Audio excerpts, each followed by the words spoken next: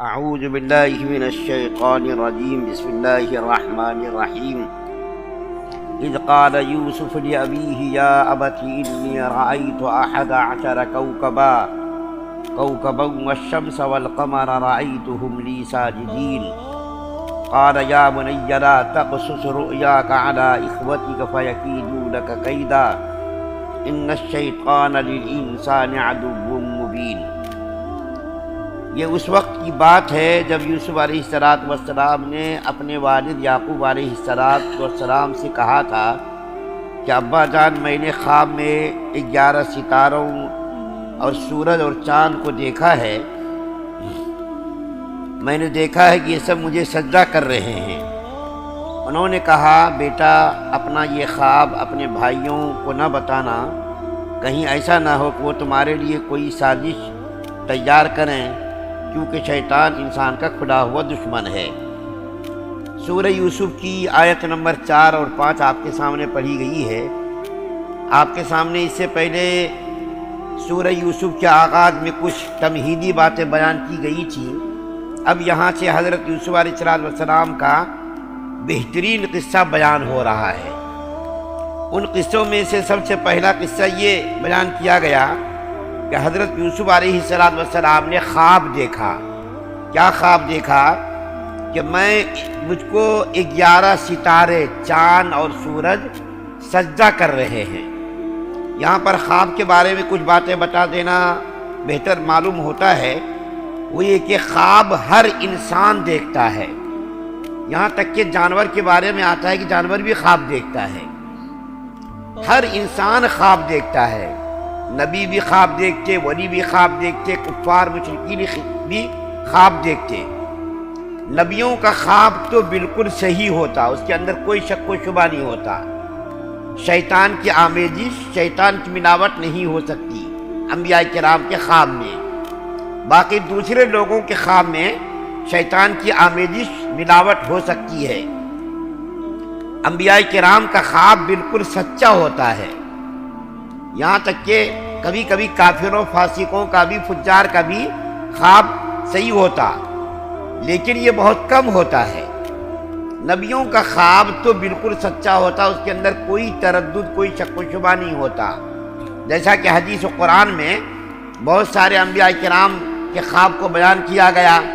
مثال کے طور پر حضرت ابراہیم علیہ السلام نے خواب دیکھا کہ میں اپنے بیٹے کو ذبح کر رہا ہوں۔ صرف ذبح کرنے کا عمل دیکھا، ذبح کر دیا ہوں یہ نہیں خواب میں دیکھا، صرف یہ دیکھا کہ میں نے اپنے بیٹے کو لٹایا ہے، رسے سے باندھا ہے اور چھری کو پھیر رہا ہوں، لیکن یہ نہیں دیکھا کہ میں نے ذبح کر دیا۔ اگر یہ دیکھا ہوتا کہ میں نے بیٹے کو ذبح کر دیا تب تو ذبح کرنا لازمی ہوتا، لیکن اللہ تعالیٰ کو اصل میں ابراہیم علیہ السلام کا امتحان مقصود تھا، جو خواب کے ذریعے اللہ تعالیٰ نے وہ امتحان دیا، اور ابراہیم علیہ السلام خواب کے اندر مکمل طور پر کامیاب ہو گئے۔ اسی طریقے سے نبی کریم صلی اللہ علیہ وسلم کی زندگی میں بھی بہت سارے خوابوں کا تذکرہ آتا ہے۔ مثال کے طور پر نبی کریم صلی اللہ علیہ وسلم کے نبی بننے سے 6 ماہ پہلے بہت سارے خواب نبی کریم صلی اللہ علیہ وسلم دیکھتے تھے۔ جو خواب رات کو دیکھتے تھے، سورج کی روشنی کی طرف بالکل خواب کی تعبیر ظاہر ہوتی تھی۔ 6 ماہ پہلے نبی بننے سے 6 ماہ پہلے نبی کریم صلی اللہ علیہ وسلم خواب دیکھا کرتے تھے، اور نبوت کا آغاز خواب سے ہی ہوا۔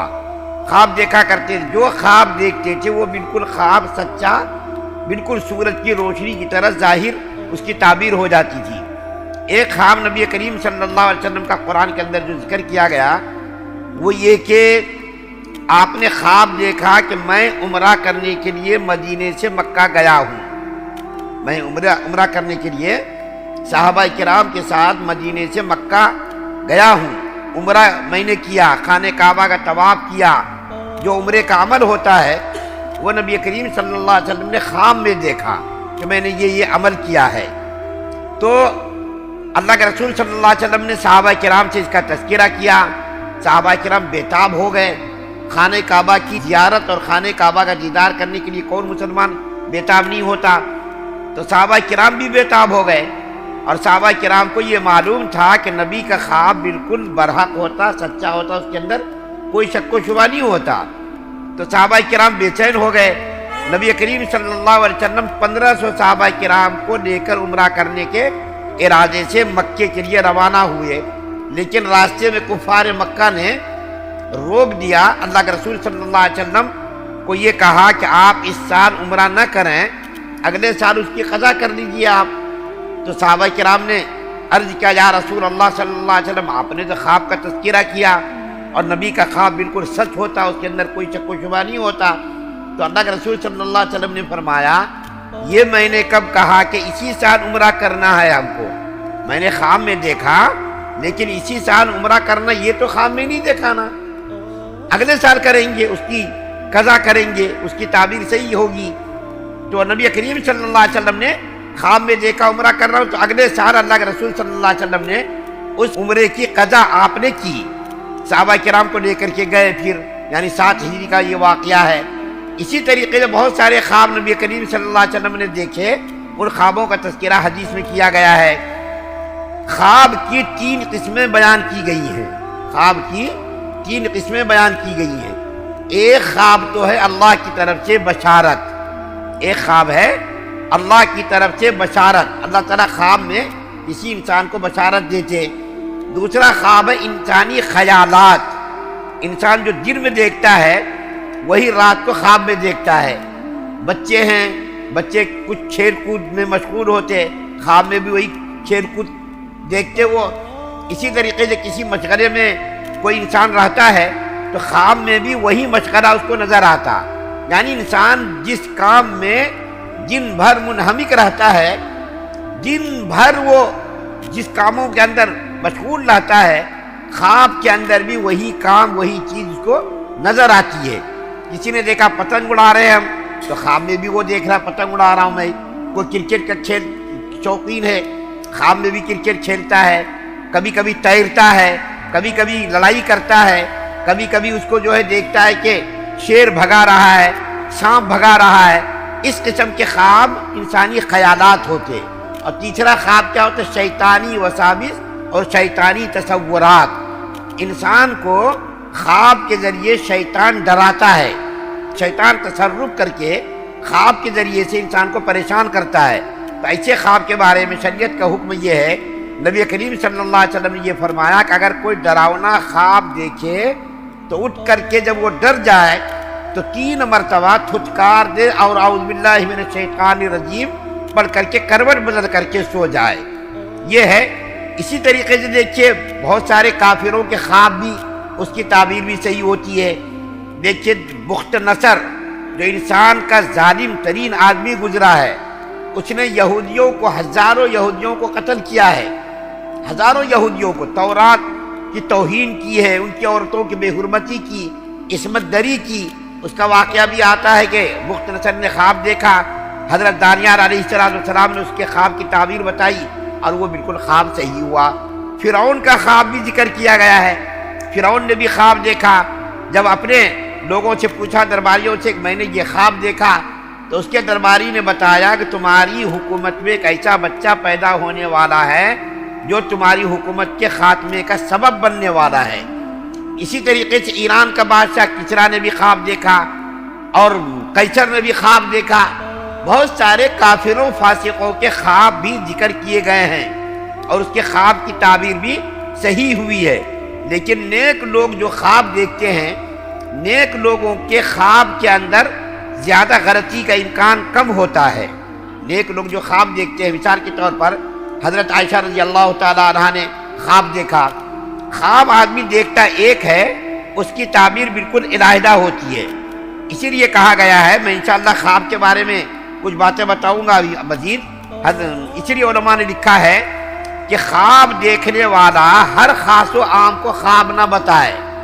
اس میں یعقوب علیہ السلام اپنے بیٹے کو روک رہے، یوسف علیہ السلام کو منع کر رہے ہیں، دیکھو تم اپنے بھائیوں کو اپنا خواب مت بتانا۔ کیوں؟ اس لیے کہ یعقوب علیہ السلام سمجھ گئے کہ یوسف علیہ السلام نے جو خواب دیکھا ہے وہ بڑے اعلیٰ پیمانے کا خواب ہے اور آگے چل کر کے وہ اس خواب کی تعبیر ہونے والی ہے۔ اس لیے علماء نے لکھا ہے اپنے خواب کو ہر خاص و عام کے سامنے بیان نہیں کرنا چاہیے، کیونکہ خواب کی تعبیر معلق رہتی ہے بتانے والے پر۔ جب خواب کی تعبیر بتا دی گئی تو پھر اس کی تعبیر صحیح ہو جاتی ہے۔ جب خواب کی تعبیر بتانے والے نے بتا دی تو اس کی تعبیر صحیح ہو جاتی ہے۔ مثال کے طور پر ایک واقعہ بیان کرتا ہوں۔ ایک آدمی نے خواب دیکھا کہ ایک ٹانگ اس کی مشرق میں ہے، ایک ٹانگ مغرب میں ہے۔ یہ خواب دیکھا، ایک آدمی کے سامنے اس نے خواب کو بیان کیا تو وہ ذرا نا اہل قسم کا آدمی تھا، قابل اور صلاحیت مند نہیں تھا، تو اس نے جو ہے خواب کی تعبیر یہ بتا دی کہ تمہاری ٹانگ بادشاہ چیرے گا۔ ایک ٹانگ مشرق مغرب میں ہے اور ایک مشرق میں ہے، تو اس کی تعبیر یہ بتائی کہ تمہاری ٹانگیں چیری جائیں گی۔ حقیقت میں اس کی ٹانگ چیر دی گئی۔ دوسرے بزرگ کو معلوم ہوا کہ یہ خواب اس نے دیکھا تھا، اس کی تعبیر یہ بتائی گئی۔ اس نے خواب دیکھا ایک ٹانگ مشرق میں ہے، ایک ٹانگ مغرب میں ہے، دونوں ٹانگوں کے درمیان اتنا فاصلہ ہے، تو اس نے تعبیر بتا دی کیا بادشاہ تمہاری ٹانگوں کو چیرے گا۔ لیکن دوسرے بزرگ نے کیا کہا، ارے وہ خواب تو بہت ہی بہترین خواب تھا، بہت اچھا خواب تھا، لیکن اس نادان نے خواب کی تعبیر غلط بتائی۔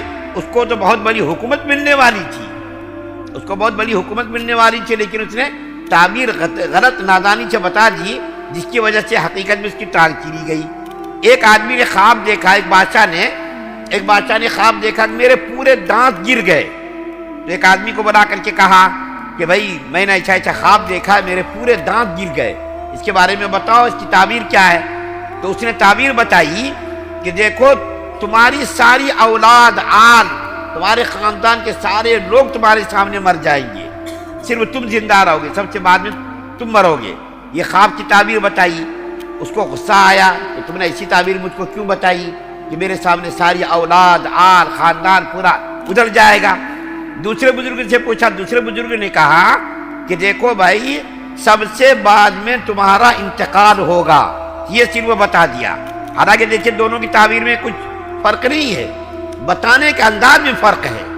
ایک نے کہا کہ تمہاری آل اولاد سب تمہارے سامنے ختم ہو جائے گی، اور دوسرے نے کیا بتایا، تمہاری عمر بڑی لمبی ہوگی اور تم سب سے بعد میں تم دنیا سے گزرو گے۔ تو وہ بادشاہ بہت خوش ہوا، اس کو انعام دیا۔ حالانکہ خواب کی تعبیر بتانے میں کوئی فرق نہیں ہے، صرف بتانے کا انداز الگ الگ ہے۔ اس لیے کہا جاتا ہے کہ خواب کی تعبیر اپنے خیر خواہوں سے پوچھنی چاہیے، ہر ایک خاص و عام سے خواب کی تعبیر نہیں پوچھنی چاہیے۔ بہت سارے ولیوں نے بھی خواب دیکھا ہے، جن میں سے حضرت عائشہ رضی اللہ تعالیٰ عنہ کے خواب بہت مشہور ہے۔ انہوں نے خواب دیکھا کہ ہمارے گھر میں 3 چاند آ کر کے گرے ہیں۔ تو حضرت عائشہ رضی اللہ تعالیٰ عنہ نے اپنے والد صاحب ابو بکر صدیق رضی اللہ تعالیٰ عنہ سے پوچھا کہ ابا حضور میں نے یہ خواب دیکھا ہے کہ میرے گھر میں 3 چاند آ کر کے گرے ہیں۔ تو ابو بکر صدیق رضی اللہ تعالیٰ عنہ نے پوچھا تم نے اس کی کیا تعبیر دی؟ تو عائشہ رضی اللہ تعالیٰ عنہ نے فرمایا کہ ابا میں نے یہ خواب کی تعبیر دی کہ میرے گھر میں بیٹا پیدا ہوگا۔ ابو بکر صدیق رضی اللہ تعالیٰ عنہ خاموش ہو گئے۔ چند دنوں کے بعد اللہ کے رسول صلی اللہ علیہ وسلم دنیا سے تشریف لے گئے۔ حضرت عائشہ رضی اللہ تعالیٰ عنہ کے گھر میں آپ کی آرام گاہ بنائی گئی، قیامت کے لیے آپ کا عائشہ رضی اللہ تعالیٰ عنہ کا گھر آرام گاہ بنا۔ تو ابو بکر صدیق رضی اللہ تعالیٰ عنہ نے فرمایا بیٹے دیکھو یہ تمہارے خواب کی پہلی تعبیر ہے، اور تم 2 تعبیر اور تم دیکھو گی ابھی، کہ جو تم نے دیکھا کہ چاند ہمارے گھر میں آ کر کے 3 چاند گرے، ایک چاند تو آ گیا ہے، ابھی اور 2 چاند آنے والے ہیں۔ اشارہ کس کی طرف تھا؟ خود ابو بکر صدیق کی بھی قبر وہیں بننے والی، اور عمر فاروق رضی اللہ تعالیٰ عنہ کی قبر وہاں بننے والی تھی۔ تینوں کی قبر وہاں بنی اور یہ خواب کی تعبیر ہوئی۔ 3 چاند کو دیکھا تو 3 چاند ان کے گھر میں آج بھی کیا ہے؟ آرام فرما ہے۔